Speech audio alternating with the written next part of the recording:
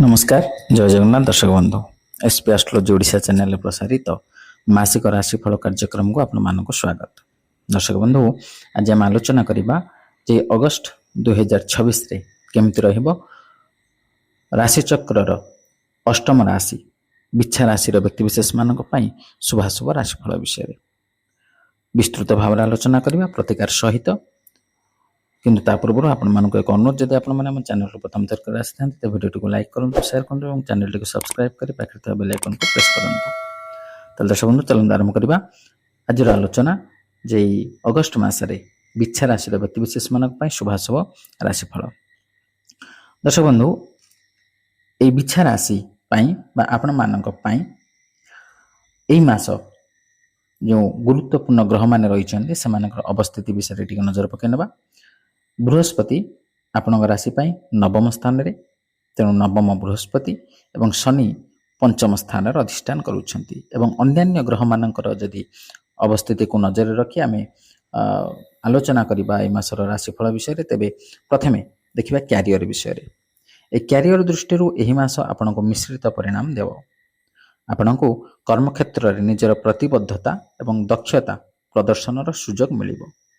कर्म क्षेत्र रे आपण स्थिति को शक्तिशाली करिबो।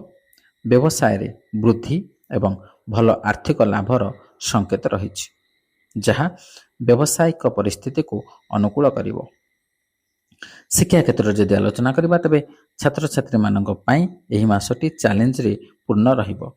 आपणक पाठ पढ़ा प्रति आग्रह रहिबो जहाँ आपणको एही चैलेंज गुडी को अतिक्रम करिबारे सहाय्य करिबो। प्रतियोगितामूलक परीक्षा पई प्रस्तुति करुवा छात्र छात्री माने भल सफलता पाई पारंती। पारिवारिक जीवन विषय जदि आलोचना करिबा तबे एही मासटी पारिवारिक अशांति रे भरपूर रहिबार संभावना रहिछि। किछि समस्या कमिबो एवं भाई भौणी मानक सहित संपर्क भल रहिबो। आपणक बड़ भौणी बा भाई मानक सहित आपणकर संपर्क सौहार्द्यपूर्ण हेबो। आपणक सान भौणी माने आपणकर सहायक हेबे। यदि आम प्रेम और विवाह विषय आलोचना करबा तबे आपणकर जदि आपण प्रेम संपर्क अछंती तबे ए मासटी आपणक पई उत्थान पतन मिश्रण फल बा मिश्रित फल आपण प्राप्त करिवे। आपणकर प्रेम जीवन को शक्तिशाली करिवो ए मास एवं आपणक जीवन साथी माध्यम रे आर्थिक लाभर संभावना मध्य रहिछि।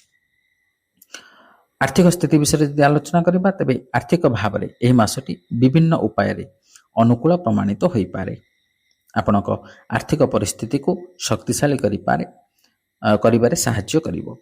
व्यय जहाँ आपणक पई एक बड़ मुंड व्यथार कारण थिला ताहा नियंत्रण रे रहिबो। आपणक आर्थिक परिस्थिति को आहुरी शक्तिशाली मध्य करिवो। स्वास्थ्य दृष्टिकोण रु एही मासटी मध्यम हेबार संभावना रहिछि। चर्म समस्या एवं रक्त संबंधी समस्या गुड़िक चिंतार कारण होई पारे। अनियमित रक्तचाप मध्य समस्या सृष्टि करि पारे। दर्शक बंधु जो गुरुत्वपूर्ण दुईटी ग्रह विषय आम आलोचना करुथिले सर्वप्रथमे से ग्रह मानकर जदि व्यक्तिगत फल विषय आम आलोचना करिबा तबे प्रथम देखिबा बृहस्पति विषय रे। बृहस्पति होचंदी धन धान्यर कारक, विद्या बुद्धिर कारक, यश कीर्तिर कारक, आध्यात्मिकतावादीर कारक, समस्त प्रकार सकारात्मक दिगर कारक होचंदी ए देवगुरु बृहस्पति। बृहस्पति गोचरीय स्थिति अनुसार द्वितीय, पंचम, सप्तम, नवम एवं एकादश स्थान रे शुभ फल प्रदान करिथांती। एवं आपणक राशि पई जेहेतु नवम स्थान रे बृहस्पति तेणु नवम स्थान रु आमे विशेष भाव रे भाग्यर विचार करिथांती बा धर्मर विचार करिथांती। तेणु भाग्य घरे बृहस्पति रहिथिबारु ए समय आपणक पई अत्यंत शुभ फल प्रदायक। आपण जेकोसी क्षेत्र रे मनोनिवेश करिवे बा कार्य करिवे सेतिरे आपण सफलता प्राप्त करिवे। भाग्य आपणकर साथ दब। यथा जमिति कि आमे यदि आलोचना करिबा ए समय मध्य जदि आपण कोनोसी व्यवसाय वाणिज्य क्षेत्र रे अछंती तेबे निश्चित भाव रे आपण व्यवसाय रे वाणिज्य क्षेत्र रे उत्तरोत्तर उन्नति करिवे एवं आशानुरूप लाभ मध्य प्राप्त करिवे। एवं यदि आपण पार्टनरशिप रे व्यवसाय करूछन्ती तेबे आपनकर पार्टनरकर पूर्ण सहायता मध्य आपण प्राप्त करिवे एवं व्यवसाय को आगु को नबारे ताहा मध्य आपनको सहाय्य करी साब्यस्त हेबो। एवं ଯଦି ଆପଣ ଏହି ସମୟ ମଧ୍ୟରେ କୌଣସି ସେୟାର ମାର୍କେଟରେ ଅର୍ଥ ବିନିଯୋଗ କରୁଛନ୍ତି ତେବେ ମଧ୍ୟ ଆପଣ ଏହି ସମୟ ମଧ୍ୟରେ ଆକସ୍ମିକ ଭାବରେ ଲାଭ ପ୍ରାପ୍ତ କରିପାରନ୍ତି ବା ଆପଣଙ୍କର ଅର୍ଥ ଦୁଇଗୁଣ ମଧ୍ୟ ହୋଇପାରେ। ଯେଉଁମାନେ ଆଧ୍ୟାତ୍ମିକ କ୍ଷେତ୍ରରେ ଅଛନ୍ତି ସେମାନଙ୍କ ପାଇଁ ଏ ସମୟ ଅତ୍ୟନ୍ତ ଅନୁକୂଳ। ଆପଣଙ୍କର ଆଧ୍ୟାତ୍ମିକ କ୍ଷେତ୍ରରେ ଆହୁରି ମନ ବଳ ବୃଦ୍ଧି ପାଇବ ଏବଂ ଆପଣଙ୍କର ଆଗ୍ରହ ମଧ୍ୟ ବଢ଼ିବ। ଏବଂ ଅଧ୍ୟୟନ କ୍ଷେତ୍ରରେ ଆମେ ଯଦି ଆଲୋଚନା କରିବା ତେବେ ବିଦ୍ୟାର୍ଥୀମାନେ ଏ ପାଠପଢ଼ା କ୍ଷେତ୍ରରେ ନିଶ୍ଚିତ ଭାବରେ ଅଗ୍ରଗତି କରିବେ ଏବଂ ସେମାନଙ୍କର ଆଗ୍ରହ ବିଭିନ୍ନ ପ୍ରକାର ଶାସ୍ତ୍ର ଅଧ୍ୟୟନ କରିବାରେ ମଧ୍ୟ ବୃଦ୍ଧି ପାଇବ। ନୂତନ ନୂତନ ଶାସ୍ତ୍ର, ନୂତନ ଗ୍ରନ୍ଥ ଏବଂ ପାଠ୍ୟପୁସ୍ତକ ଜନିତ ଅଭିବୃଦ୍ଧି ମଧ୍ୟ ଘଟିବ। ଏବଂ ଯେଉଁମାନେ ବିଶେଷ ଭାବରେ ଉଚ୍ଚଶିକ୍ଷା କ୍ଷେତ୍ରରେ ଅଛନ୍ତି ସେମାନଙ୍କ ପାଇଁ ମଧ୍ୟ ଏହା ଏକ ଅତ୍ୟନ୍ତ ଅନୁକୂଳର ସମୟ। ଏବଂ ଆପଣ ଯଦି କୌଣସି ପ୍ରତିଯୋଗିତାମୂଳକ ପରୀକ୍ଷା କିମ୍ବା କୌଣସି ଇଣ୍ଟରଭ୍ୟୁ ଦେଉଛନ୍ତି ସେଥିରେ ମଧ୍ୟ ଆପଣ ଆଶାନୁରୂପ ଫଳ ପ୍ରାପ୍ତ କରିପାରିବେ। ଏବଂ ସ୍ୱାସ୍ଥ୍ୟଗତ ଯେମିତିକି ସାମାନ୍ୟ ସମସ୍ୟା ଆପଣଙ୍କର ଦେଖା ଦେଇପାରେ, ତେଣୁ ସେଥିପ୍ରତି ଯତ୍ନବାନ ହୁଅନ୍ତୁ। ଦ୍ୱିତୀୟରେ ଯଦି ଆମେ ଶନିଙ୍କ କଥା ଆଲୋଚନା କରିବା ତେବେ ଶନି ହେଉଛନ୍ତି ସତ୍ୟର ଦେବତା, ନ୍ୟାୟର ଦେବତା, କର୍ମକାରକ ଗ୍ରହ। ଏ ଶନି ଗୋଚରୀୟ ସ୍ଥିତି ଅନୁସାରେ ତୃତୀୟ, ଷଷ୍ଠ, ଦଶମ ଏବଂ ଏକାଦଶ ସ୍ଥାନରେ ଶୁଭ ଫଳ ପ୍ରଦାନ କରିଥାନ୍ତି। ତେଣୁ ଶନି ଯେହେତୁ କର୍ମକାରକ ଗ୍ରହ, ତେଣୁ ଆପଣଙ୍କ ରାଶି ପାଇଁ ବର୍ତ୍ତମାନ ପଞ୍ଚମ ସ୍ଥାନରେ। ପଞ୍ଚମ ସ୍ଥାନରୁ ଆମେ ସାଧାରଣ ଭାବରେ ସୁତର ବିଚାର କରିଥାନ୍ତି, ସନ୍ତାନ ଜନିତ ବିଚାର କରିଥାନ୍ତି ଏବଂ ବିଦ୍ୟାର ବିଚାର ମଧ୍ୟ କରିଥାନ୍ତି। ତେଣୁ ପଞ୍ଚମ ସ୍ଥାନରେ ଶନି ରହିଥିବାରୁ ଶନି ଆପଣଙ୍କ ପାଇଁ ନିଶ୍ଚିତ ଭାବରେ ଅଶୁଭ ଫଳ ପ୍ରଦାୟକ ସାବ୍ୟସ୍ତ ହୋଇପାରନ୍ତି, କାରଣ ଶନି ତୃତୀୟ, ଷଷ୍ଠ, ଦଶମ, ଏକାଦଶରେ ହିଁ କେବଳ ଶୁଭ ଫଳ ପ୍ରଦାନ କରିଥାନ୍ତି।